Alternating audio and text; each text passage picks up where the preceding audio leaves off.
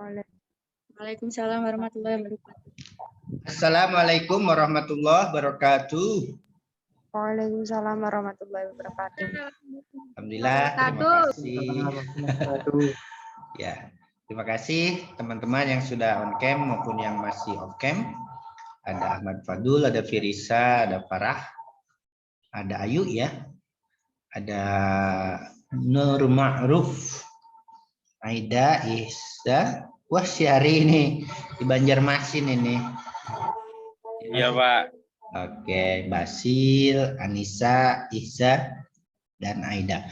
Marilah kita mulai perkuliahan kita pada hari ini dengan bersama-sama melafalkan basmalah.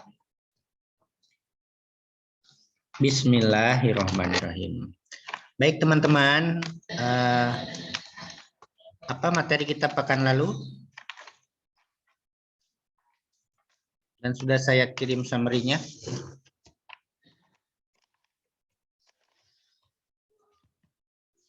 Apa para?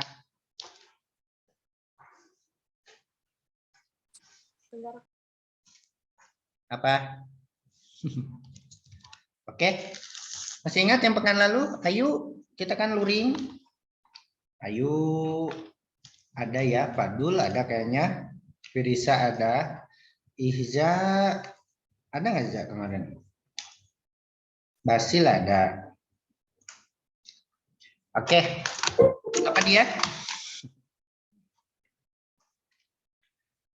Ya, kan lalu kita sudah diskusi tentang resolusi konflik madhab atau pendekatan integratif ya, yang memadukan resolusi kultural dan struktural, terinspirasi dari dua madhab keilmuan, yaitu madhab kultural dan madhab struktural konflik.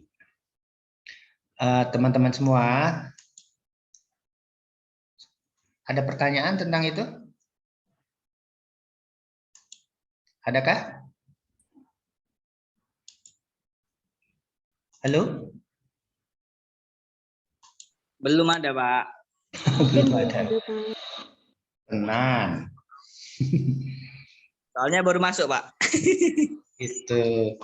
Tapi resumenya kan ada. Sudah saya kirim. Baik, kawan-kawan semua.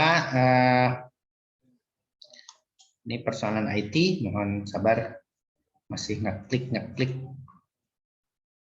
Oke. Ya.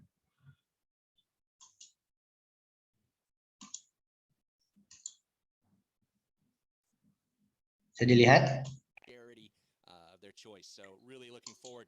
Sudah bisa dilihat teman-teman?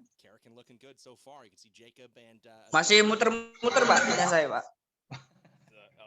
Sudah Pak, sudah bisa dilihat. Itu tergantung pulsanya itu, kuotanya. Kota gratisan apa kota? Baik. Nah, kita sudah diskusi tentang ke dalam ya, resolusi konflik keagamaan. Dan sekarang kita akan kembali ke ilmu umumnya, yaitu konflik resolution.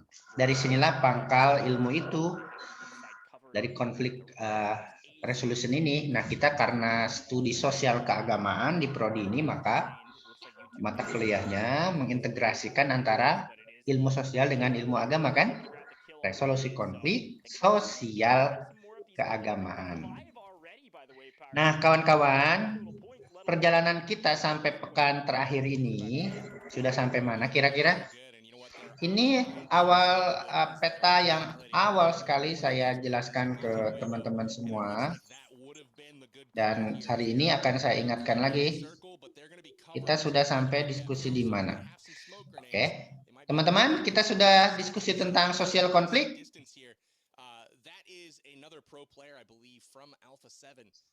Halo, Firisa, Jafar, sudah ya? Oke, kita sudah diskusi tentang social issue sudah ya? Isu-isu yang bisa menyebabkan konflik, kemudian religious issue sudah? Sudah ya? Sepertinya sudah Pak. Sudah, oke. Ini internal relation sudah kemarin, yaitu faktor-faktor keagamaan yang menyebabkan konflik. Ini eksternal sudah, cultural approach sudah, structural approach sudah. Oke, nah ini juga udah sedikit, yaitu resolusi konflik integratif. Nah, hari ini saya akan emphasize this issue, akan menekankan isu ini untuk kembali ke akar ilmu aslinya, yaitu ilmu resolusi konflik pendekatan sosiologi ya. Kalau yang kemarin resolusi konflik keagamaan integratif itu udah madhab saya kan, yaitu madhab hasil riset saya, madhab saya yang memadukan madhab struktural ini dengan madhab struktural ini dengan madhab kultural yang ini. So hari ini kita akan diskusi tentang ini teman-teman. Diskusi tentang ini. Apa yang akan kita diskusikan kawan-kawan hari ini? A-nya hilang. Hari ini kita akan diskusi 3 isu ini tentang konflik resolution ini. Oke.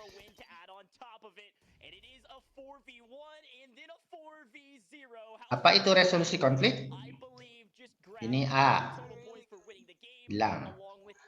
Apa itu resolusi konflik?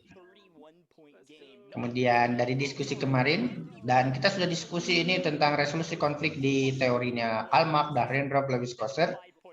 Kemudian mengapa resolusi konflik penting? Dan terakhir, bagaimana dua pandangan umum tentang resolusi konflik ini? Nah, kita akan diskusi ini. Untuk itu, saya akan bagi teman-teman siapa yang namanya inisial namanya dari A sampai I menjawab pertanyaan pertama. Siapa yang namanya awalnya J, Jafar, sampai Q menjawab nomor 2 dan sebisanya fokus. Dan siapa yang namanya dimulai dari R sampai Z sebisanya menjawab nomor 3 ini. Clear teman-teman? A sampai I, Pirisa, Farah ini di sini nih, Aulia tadi. Apa itu resolusi konflik menurut ilmu ini? Kemudian J, Jafar, sama Ki sampai Kiki menjawab nomor 2, mengapa resolusi konflik penting dalam kehidupan sosial kita sekarang. Kemudian yang ketiga, bagaimana dua pandangan umum resolusi konflik?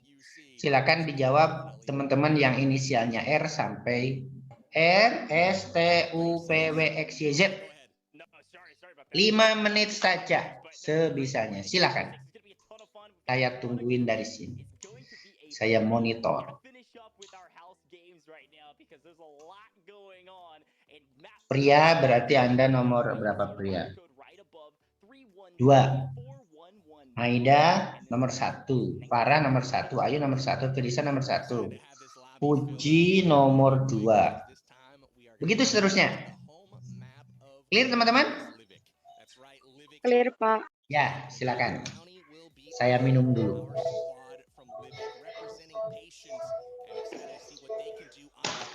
Dari menit ke 13.12 sampai 13.17.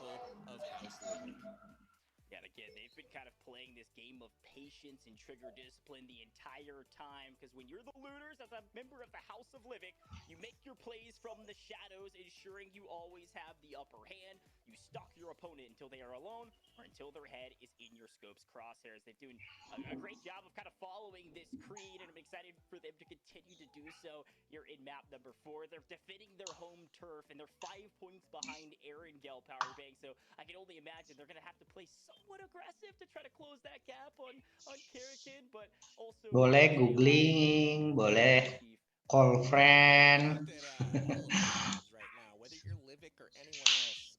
Silakan.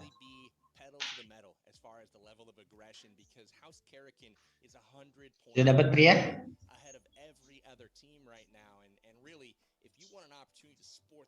Sudah dapat Firisa? Insya Allah, Pak. Insya Allah. Nomor 1 ya. It's going to be open to all of you guys in the chat. We got massive UC giveaways. You can see it's going to be falling from the sky, and I mean literally. You'll see what I'm talking about upcoming here in just a bit, as we're going to have giveaways of major UC rolling throughout the game. So keep it locked right. Silakan sambil nyenek ya. Monggo yang mau ini ikutan. Ria, Aida, Firisa. They are beautiful. I want to try to get one myself. I'm going to have to message maybe one of our winners later and say, hey, what do you think about me buying that off of you? Because that is beautiful with the wool jacket, the gold stitching. You've got the winner chicken dinner on the back. And, of course, the badges of the house down the arm. I love the design from PUBG Mobile. You know, I would, as a family man, I'd go out in public with my wife and that. I'd wear that, you know, to bed. I'd go everywhere. Oh, it'd be great. So anyway, best of luck to our team who ultimately comes out on top. It looks like House of Karakin is in line for those bad boy jackets. And we do have a message from Brooke AB. So let's go ahead and hear from her now. Hi PUBG Mobile, it's Brooke AB, and I just wanted to wish you a very, very happy birthday. Can't believe it's already been 4 years and you're just getting started. Many, many more ahead. Wanted to wish you a very, very happy birthday. Amazing. Big thank you to Brooke for hanging out with us for this 4th anniversary celebration. We've got some more special Ini coming up in just a A bit. sampai But so far, I got to give a big shout out to those that have come I. away with us. Brooke, we got Courage, we got Chaco. Those guys have really done pretty well today. Have been in the action and really have not shied away. I from it. So sampai tip the cap to them. Anything that's Q. impressed you on the battleground so far, Ghosh? I think teamwork has been such a crucial piece of every single gunfight and every single map win that we've seen from our squads. Of course, it's exciting to see some of the squads that are on our screen. Our houses actually win the maps. I was expecting some of our viewers to come in and try to rifle some feathers, ruffle some feathers, and maybe take some of those wins away. But so far, our house teams have been doing a fantastic job of that, usually because of that teamwork aspect, right? You see the player advantages going into the last fights, making sure all 4 players...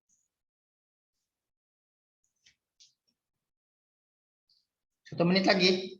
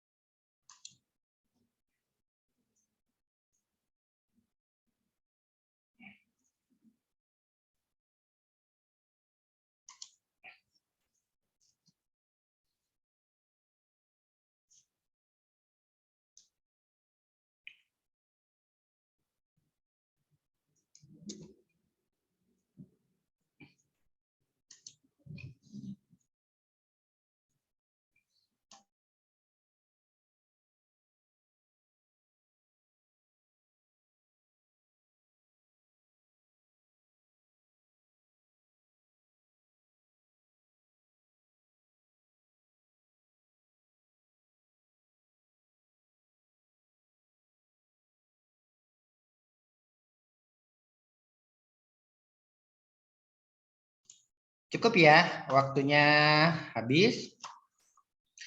Saya akan nagih jawaban dari teman-teman satu persatu.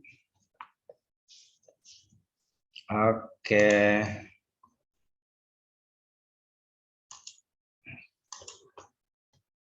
Baiklah. Nomor 1. A sampai ini pertanyaan nomor 1. Apa ya?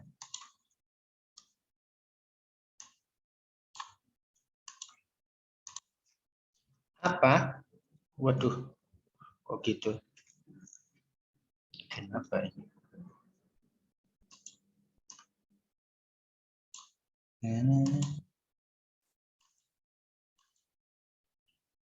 Nomor 1 ini apa? Mengapa? Bagaimana 2 ya? Bagaimana? Baik teman-teman. Siapa yang nomor 1? Aida Firisa. Ahmad Fadul. Apa Pirisa jawabannya?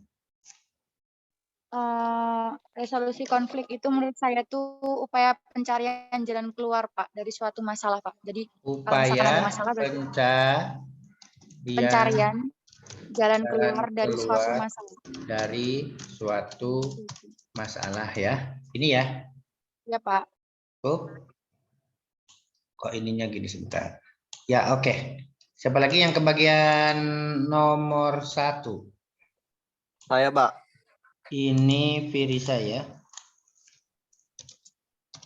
Firisa. Coba lagi. Izul, Pak. Zul, apa Zul? Silakan Zul. Resolusi konflik menurut saya itu suatu pendekatan untuk menyelesaikan masalah atau konflik dengan cara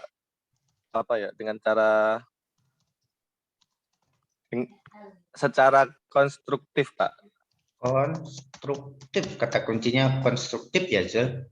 Ya, Pak. Oke, yang lain? Yang resen tadi siapa? Saya Pak Aida. Aida. Apa dah? Upaya manusia untuk mengatasi atau meredakan konflik yang ada, Pak. Mengatasi konflik yang ada. Ya. Upaya mengatasi konflik yang ada. Siapa lagi nomor 1? Saya, Pak. Farah. Silakan Farah.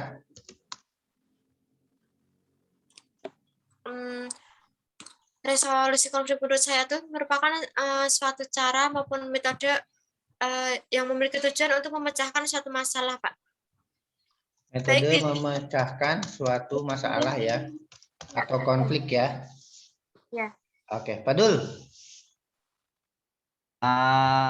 Resolusi konflik itu menurut saya usaha menangani sebab-sebab konflik. Usaha menangani Sebab-sebab konflik.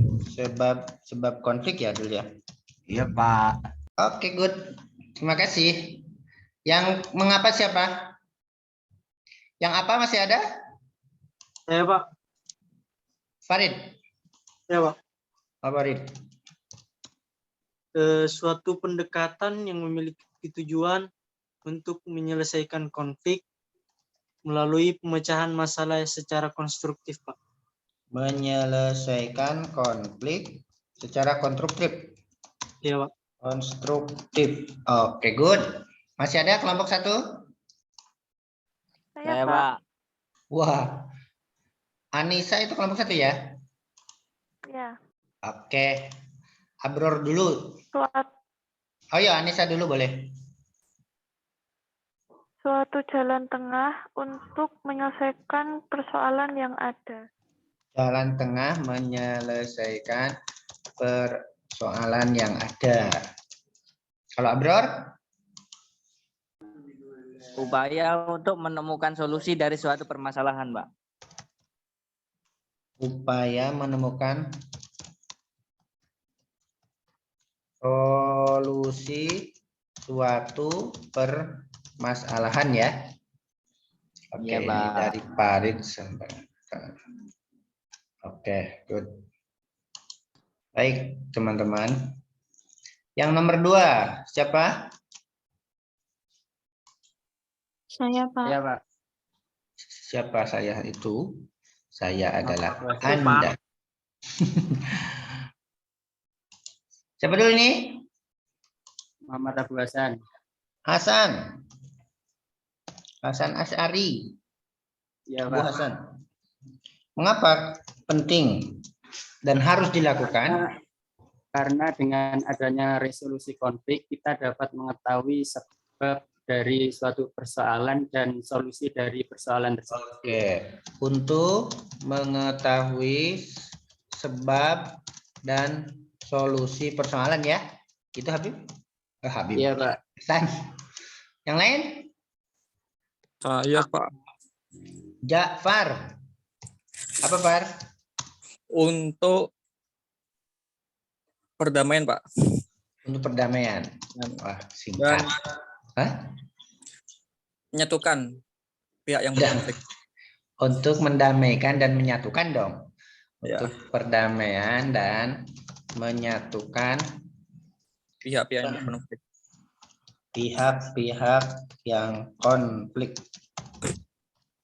Aku, Oke. Pak. Siapa lagi? Aku, Pak. Sinten. Muhammad Pria. Oh, Pria. Kalau sama dosen saya. Aku. Oh ya saya, Pak. Ya, Pria. Ini, Pak, untuk mengetengahkan kedua belah pihak. Mengenengahkan. Oh, menengahan kedua pihak. Pihak apa? Pihak suami istri apa? Kedua pihak yang lagi konflik, Pak. Oke, pihak konflik. Sip. Siapa lagi? Saya, Basil, Pak. Basil sama Puji. Puji dulu. Untuk menyelesaikan konflik-konflik yang muncul supaya terjadi perdamaian. Menyelesaikan konflik untuk perdamaian. Untuk peace ya. Damai. Oke, Puji. Basil. Agar terhindarnya pertumpahan darah, Pak. Menghindari pertumpahan darah dan air mata ya, Sil ya. Ada lagi? Cukup? Saya, Pak. Muhammad Nur Ma'ruf. Ya, Pak. Ya, Ma'ruf gimana? Agar tercipta adanya harmonisasi dan stabilitas sosial. Untuk harmoni dan stabilitas sosial. Ada lagi? Cukup? Oke, kalau cukup, nggak usah dipaksakan. Untuk yang terakhir, bagaimana? Dua tipe menyelesaikan konflik. Ini kita kembali ke ilmu umumnya. Siapa? Nggak ada yang ngaku? Di sini yang ada siapa? Dari huruf R sampai Z. Nggak ada. Arif. Bukan. Wah, panggilannya Dok. Siapa yang panggilannya mulai dari R sampai Z? T. Siapa? Rahmalia. Oh, Anissa dia ngakunya ya. Pak, Dina telat, Pak. Dina telat. Jawabanmu telat, Dina. Enggak, Dina yang itu yang apa? Oke, kamu yang nomor 3 apa, Dina? Sultan, ada nih. Baru masuk, Pak. Nggak kejawab dong. Oke, ada dua. Kira-kira apa? Dua tipe menyelesaikan kata Anda persoalan konflik antar dua pihak. Kira-kira caranya gimana? Ini kan cara. Piye carane? Dua cara. Yang resolusi kultural sama struktural, Pak. Siapa ini? Pria. Iya. Oke, itu sekali lagi teori saya ya. Secara umum, terima kasih Pria yang sudah mencoba. Ada yang lain?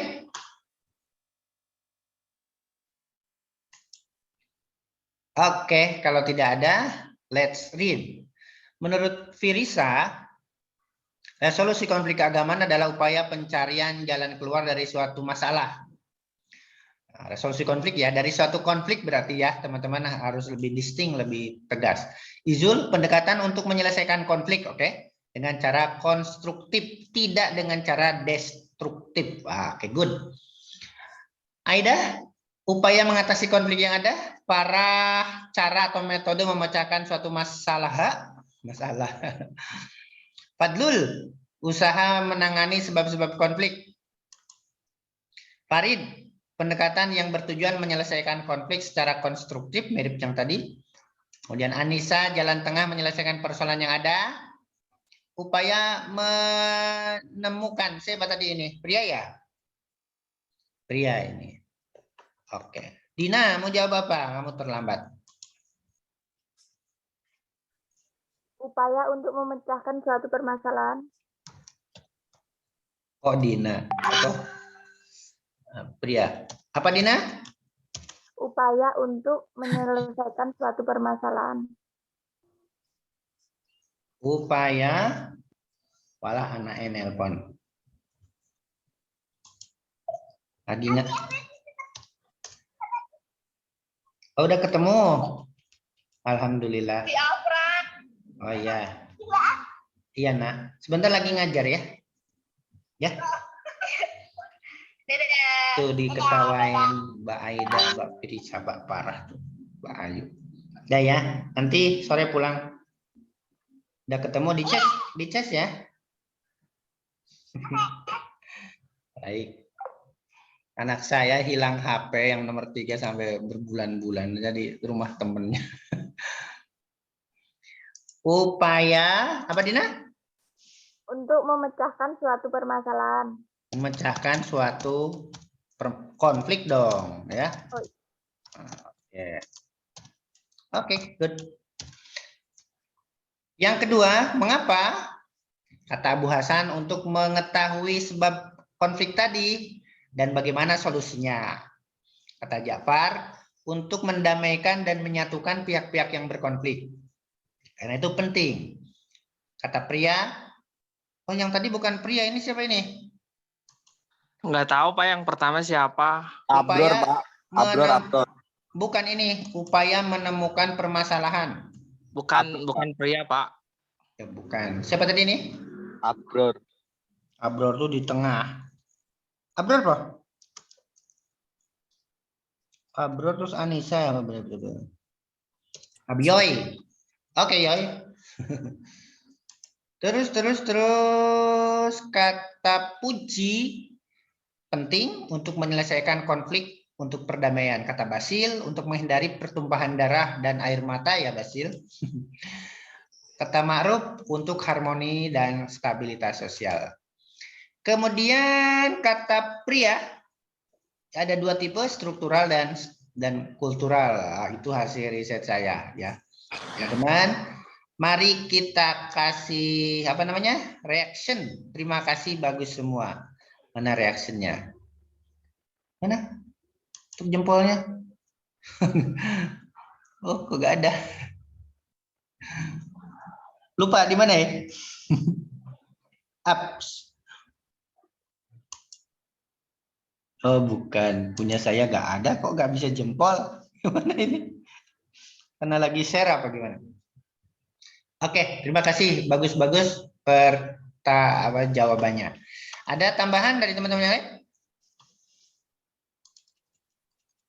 Adakah? Oke, kalau tidak ada, perkenalkan saya setengah jam, mungkin kurang lebih, akan memberi penjelasan tentang 3 poin ini. Mengapa, kemudian bagaimana, apa, mengapa, dan bagaimana ya kawan-kawan.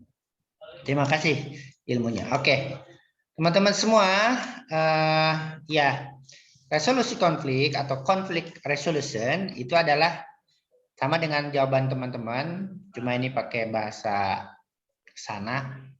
Removing, to the extent possible the inequality atau konflik between disputant. Disputant itu apa kata Anda tadi? Pihak yang berkonflik ya. Usaha untuk menghapus, menghilangkan semaksimal mungkin ke tingkat tertentu persoalan inequality atau konflik antara pihak-pihak yang berkonflik. Jadi disputant itu tidak mesti 2 teman-teman, bisa 3 toh. Apa contohnya? Kepulauan Natuna, konflik antara Indonesia, batas-batas tertentunya, Cina ya, Vietnam, sama Filipina kan? Sama-sama ada titik di Laut Natuna itu, di sebelah utaranya, yang Indonesia mengklaim zona ekonomi eksklusif, Cina mengklaim, Vietnam dari sini mengklaim, Indonesia dari sini mengklaim, Cina dari sini mengklaim, Filipina dari sini mengklaim. Jadi konflik itu tidak mesti dua pihak, bisa berbagai pihak. Oke, kawan-kawan? Oke. Nah, so resolusi konflik yang kita diskusikan adalah is not only to manage or to cope with, but also administer. Kata Anda tadi, supaya konfliknya menjadi konflik yang konstruktif, bukan konflik yang destruktif. Oke. It does not only aim to contain a conflict, but also to construct. Teman-teman. Its problem, Anda tadi katakan untuk menemukan masalahnya kan? To construct problem solving and overcome the roots of conflict. Jadi untuk memahami masalah-masalah akar-akar konfliknya, mengatasinya, dan membangun problem solvingnya.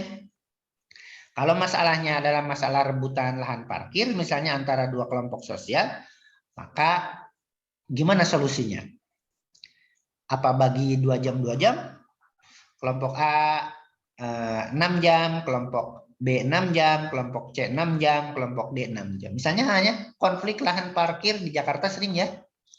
Lahan parkir hanya bagi kita hanya 1 meter saja. Maka dibagilah cara penggunaan, pengelolaannya. Oke, kawan-kawan. Sama ini juga. Conflict resolution is attempt to prevent violence. Nah, kata Anda tadi, supaya tidak terjadi pertumpahan darah ya.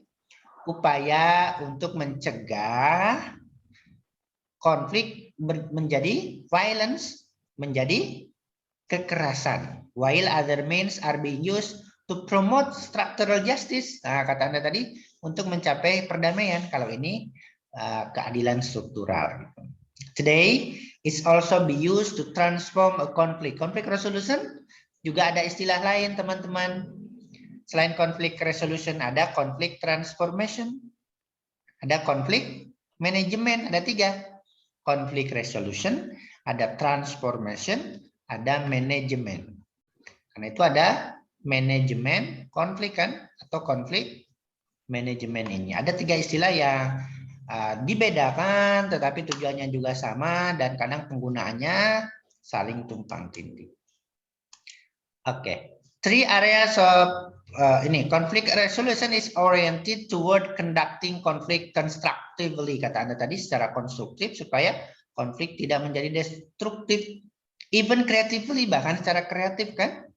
In the sense that violence minimize, supaya kekerasan tidak timbul, diminimalkan.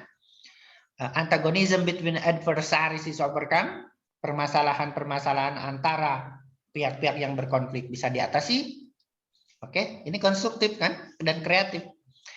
Outcomes are mutually acceptable to the opponent. Hasilnya, solusinya bisa sama-sama diterima oleh pihak-pihak yang berkonflik kan.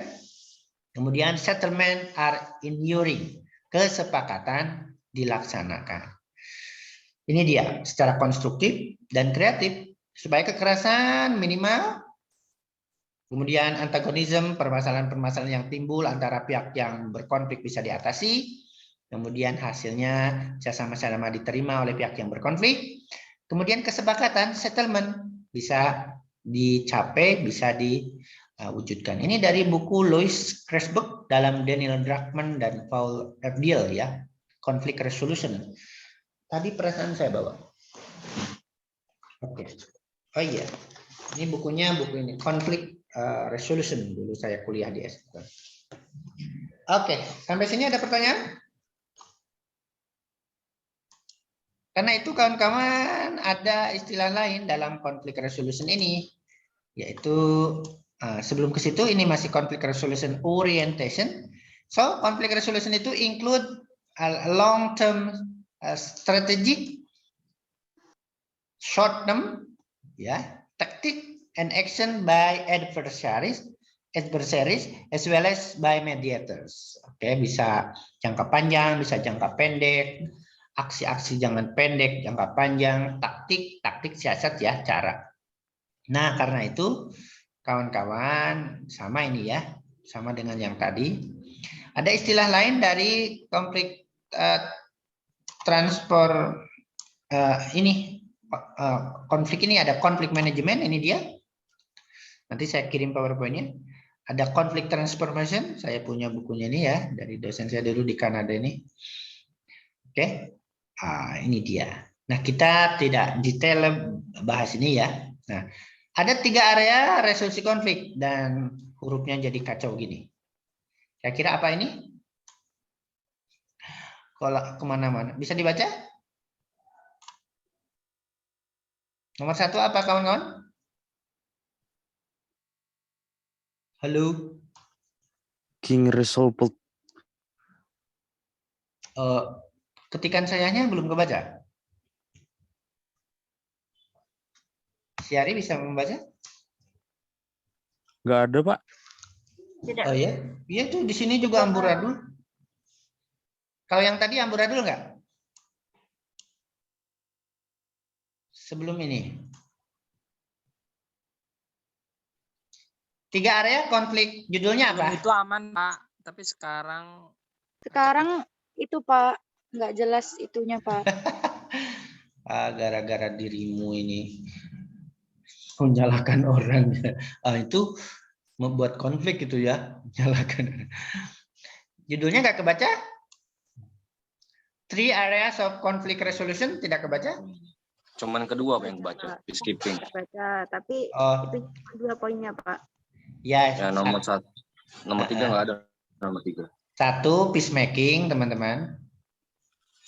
Kalau ada konflik yang dibuat ini peacemaking. Sewaktu konflik terjadi kan? Kemudian yang kedua peacekeeping.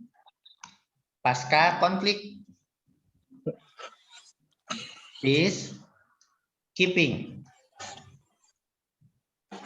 Peacekeeping. Yang ketiga, peace building. Oke, kita sewaktu jangka panjang ini mencegah konflik terjadi dan juga ini peace building. Ini D. Peace building. Itu ya 3 areanya.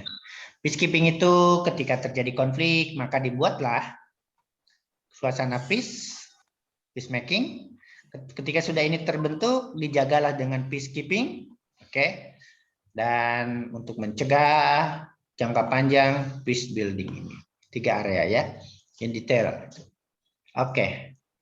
Kalau ini sudah dibaca, kebaca? Nugi kelihatan? Kebaca. Ya. Ini kembali ke awal ya. Why conflict management or resolution is important? Tentu the first one we have discussed very earlier before that conflict resolution conducted to minimize cost kan, and to maximize the benefit of conflict. To minimize violence kan, untuk menghindarkan to some extent violence occurs between the disputant, between the opponents kan gitu kan. Jadi untuk meminimalkan kerugian-kerugian dan memaksimalkan keuntungan-keuntungan konflik. It is considered as collaborative approach, pasti collaborative approach to dispute and conflict resolution as it focuses on social benefit cooperation. Sudah dulu ya, partnership, assist, negotiation, kemudian conciliation dan mediation. Nah, mediation, conciliation, negotiation kita akan diskusikan di pekan pertama di bulan April, berarti puasa ya, bulan puasa itu. Gimana toh cara menyelesaikan konflik? Negosiasi, mediasi, konsiliasi, arbitrasi, wah macam-macam, banyak sekali. Oke. Nah ini nomor 3 teman-teman. Ada 2 cara umum orang melakukan resolusi konflik ya. Ini judulnya masih konflik manajemen. Yang pertama litigation, yang kedua non litigation. Bisa dibaca? Kawan-kawan? Tidak jelas, Pak. Walah. Tim pesen. Priwe. Wis gawe-gawe angel-angel yo.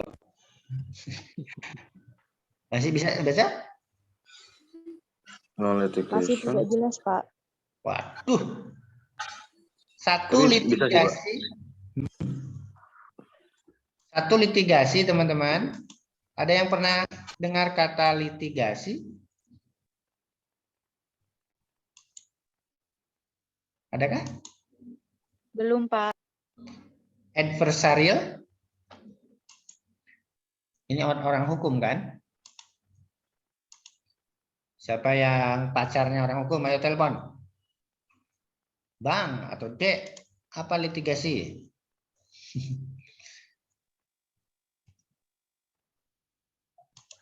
Apa litigasi? Oh gini, saya tahu teman-teman. Kalau di full screen biasanya gitu. Kalau enggak, nah gini. Nah, kebaca sekarang?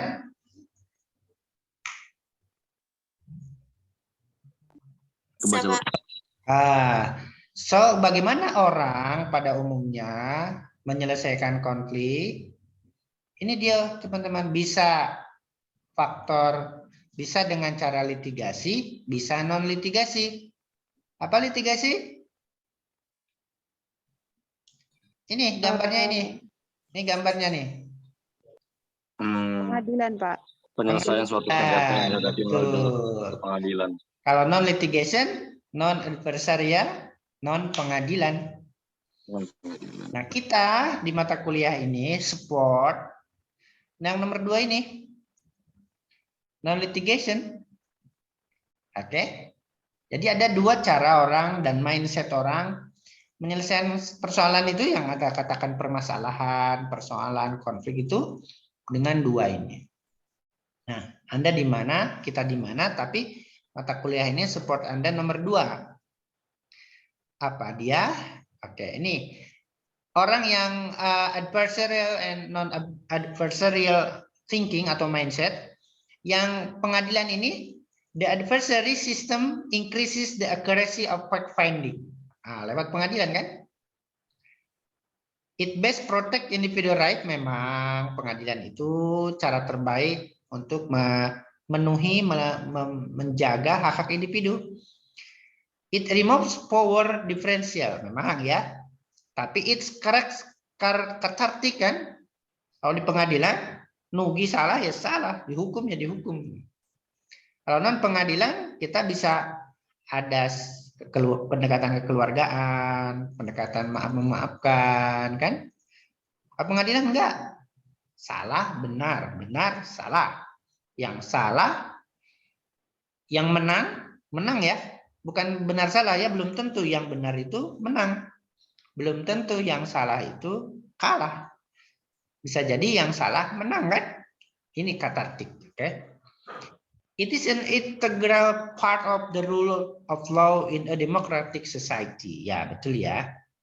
Tetapi teman-teman, apakah kita menyelesaikan di pengadilan itu selesai masalah? Dengan menang kalah? Tidak kan? But kalau kita menyelesaikan konflik di pengadilan, lewat litigation ini, oke, nah ini dia, lewat litigation ini, apakah selesai persoalan dengan ke pengadilan? Nugi salah, Aida menang di pengadilan. Selesai masalah? Akar masalah selesai? Tidak kan? Malah saling balas dendam. Awas saya kalau keluar pengadilan, keluar penjara nanti tak incer. Pokoknya hari pertama saya keluar penjara, kata yang kalah ini, incaran saya mencelakakan dia lagi. Karena saya yang benar kok malah masuk penjara. Gitu kan?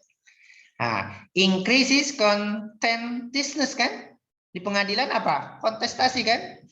Sebisa mungkin kita yang salah pun menunjukkan argumen-argumen tidak salah kan? Gitu kan? And aggravate conflict to dangerous extreme, bahkan menjadikan konflik menjadi sangat berbahaya gitu. Drive parties further apart justru menyebabkan pihak-pihak berkonflik itu malah lebih terpecah apart and harms continuing relationship, dan bisa memutuskan bisa memanaskan keadaan yang lebih buruk kan. Narrow the focus of dispute with contextual features and even miss what is really the issue. Nah, di pengadilan itu sering ngelantur ke masalah personal, isunya itu apa gitu. Ya, karena kita berusaha menjatuhkan lawan supaya lawan kalah di pengadilan. Nah, itu dia. Ini kalau kita sedikit-sedikit menyelesaikan masalah ke pengadilan, sedikit-sedikit menyelesaikan masalah ke pengadilan konflik. Nah, ini dia yang akan kita alami. Ah, sama ya. Sampai naik ini. Leads to polarize, kita akan terpolarisasi, prolong, lebih panjang, and expensive problem solving. Oke. Kemudian leads to reliance on outside professional link, membawa pada kecenderungan ketidakprofesionalan. Gitu. Sudah akalnya sudah nggak berfungsi, emosinya yang menonjol. Naik meja ini. Naik meja. Oke, ignore possible solution. Seling menegasikan solusi-solusi yang memungkinkan. Promote destructive conflict, ya sering ya. Destructive conflict ini. Nah, itu kalau kita bermindset pengadilan, teman-teman. Kalau kita non litigation, ada istilahnya yaitu ADR. Siapa yang tahu ADR? Alternative Dispute Resolution, ada bukunya ya. Kalau kita menyelesaikan persoalan dengan yang bermasalah dengan kita, dengan kelompok kita, melalui non pengadilan, berkumpul langsung, bertemu langsung, atau ditengahi orang, itu emphasize communitarian values kan? Akan menekankan nilai-nilai komunitas, menunjukkan sopan santun, saling mendengarkan, tidak bisa kayak di pengadilan ngamuk-ngamuk. Oke, it would mean morally responsive advocate who would go beyond the duty to their clients and abstract notion of justice to arrive a more contextual outcome. Apa yang diinginkan outcome-nya, hasilnya lebih kontekstual, lebih bisa dilaksanakan. Oleh pengadilan, oh Anda salah. Sudah padahal dia tidak bersalah. Anda berdasarkan bukti-bukti ini salah dan Anda didenda 1 miliar. Walah, dia ditipu, dia kena tipu malah kena 1 miliar. Dia yang melaporkan korupsi malah dia yang kena pengadilan. Didenda pula mencemarkan nama baik. Oke, kalau di sini tidak kan? Oke, more contextual outcome. It chiefly characterizes problem solving behavior to disputant. Tentu ya problem solving. Kawan-kawan semua, di mana kita, apakah kita dikit-dikit pengadilan atau tidak? It encourages them and their lawyers to view the dispute as a mutual problem. Nah, di sini lain gimana supaya mutual problem dicapai. Oke. It takes a collaborative approach to resolution process. Bersama-sama diselesaikan. Kalau di sana yang memutuskan siapa? Di pengadilan Pak Hakim. Kalau di sini yang berkonflik, yang bermasalah, yang bersengketa. Win-win solution. A problem view from all sides to arrive. Win-win solution. Ini kalau kita melakukan resolusi konflik, penyelesaian masalah atau konflik di luar pengadilan. Ini namanya alternative dispute resolution. Nah, ya. Oke, any method of resolving dispute other than by litigation, di luar pengadilan. Oke, procedure for settling dispute by means other than litigation, sama ya. Means itu cara. Oke.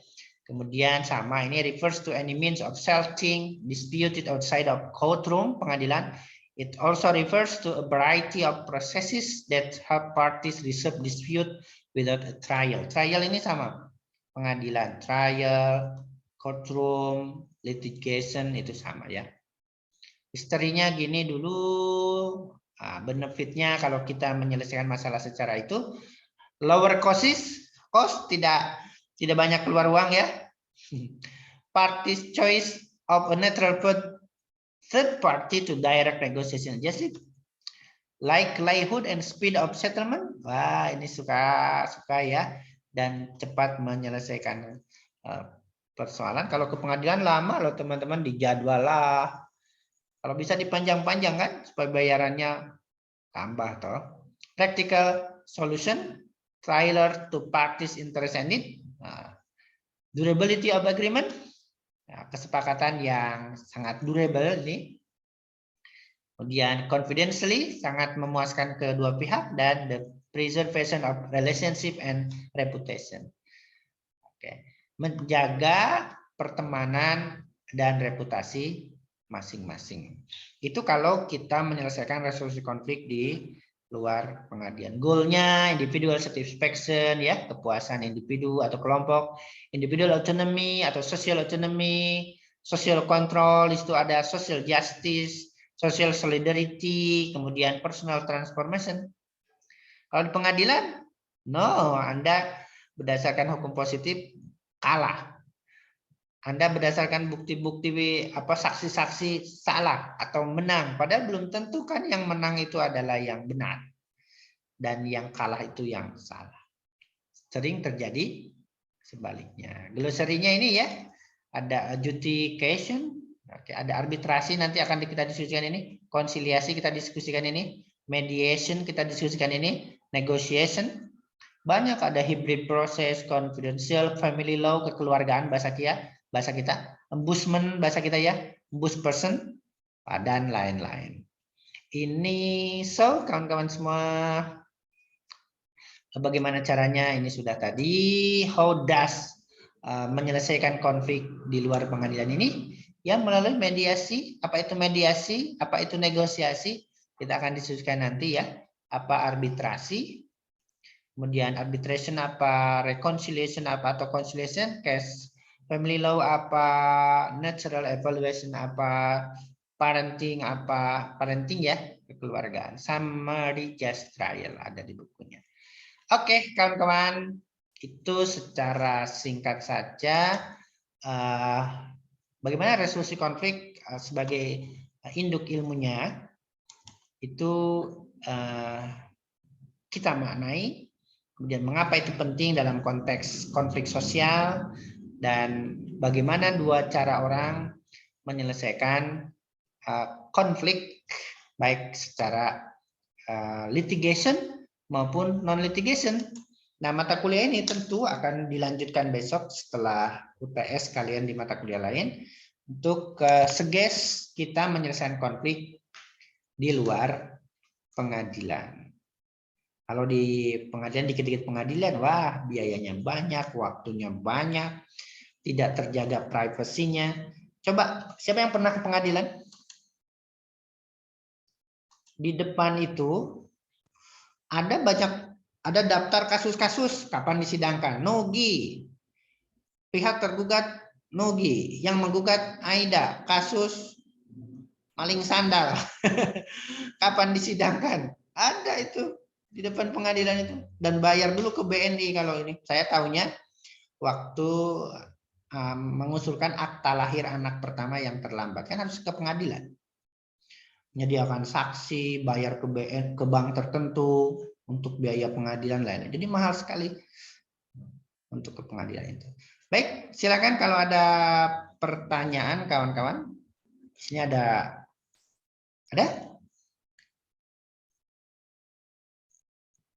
Silakan.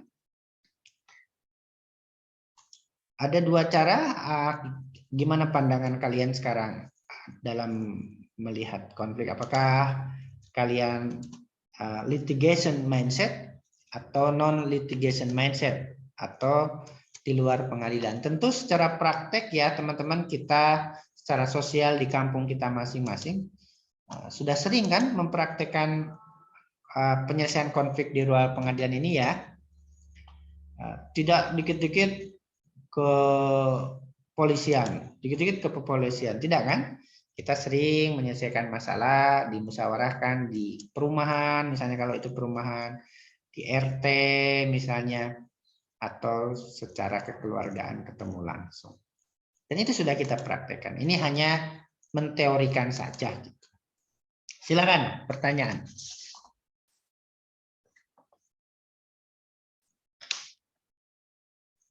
Tidak ada?